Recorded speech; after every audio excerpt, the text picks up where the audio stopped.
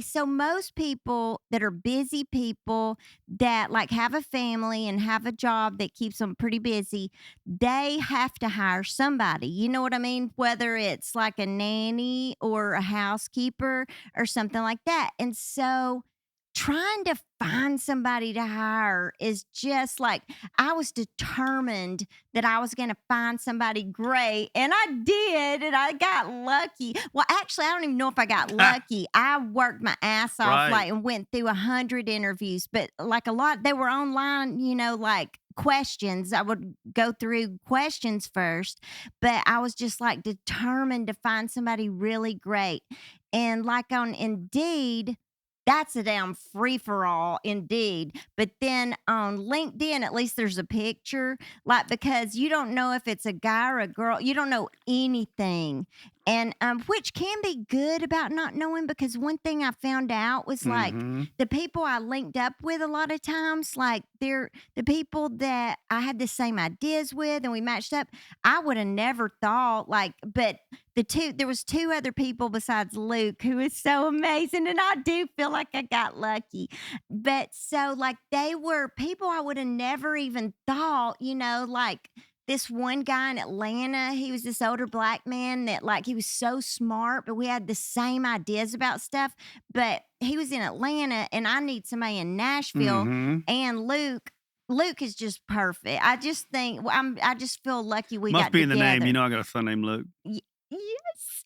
Yeah, and I'll tell you, like, it's hard to find I don't know if you know this story, I'm changing the subject, but so we needed a nanny, and we've known each other, like, For a the long time. duration. Like, our kids grew up together, so We w co-parented in almost a communal fashion. always, yeah, because both of our boys were best friends, like, and so we got this nanny. Well, she got recommended by Angela, so that's where this Uh-oh. came from. And so, when we hired her, I was just like, I'd been praying to find somebody good, and she comes over, and she had a binder that was about 3 inches thick, and she said she won Nanny of the Year in LA, Mm. and she had this crazy resume, but everybody she worked for were people you couldn't talk to. Like, she was Justin Bieber's nanny. I mean, she had these crazy stories, and so it didn't take long till I realized she was a compulsive liar, and the kids were Mm. like, "She's best I friends." remember this. Yeah, I'm she flooding just back. it was insane, and, like, she had these things called nano points, and the kids like, we came in and it just looked like some kinda Yes. crazy Chinese algebra, if that exists, like, on this board, and it's like I didn't understand, like, she wouldn't let Lola go somewhere because she didn't have enough nano points. But anyway, so one day I'm at Waffle House, I didn't know what to do because I was just like, "We have got to let her go." She said she had a bunch of monkeys in the attic. So That's that's right. Chris is like, "She's fucking crazy and we're letting her go."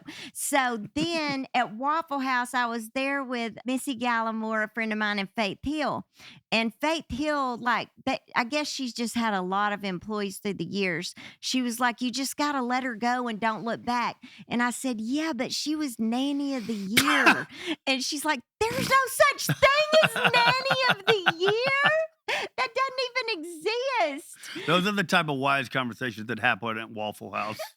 And I finally was like, I came home and I did learn because Faith said, "You got to just let them go and don't look back." So I learned it was a good lesson for me because it's only going to get worse if you have somebody working for you and like it's not right, but you're afraid to let them go.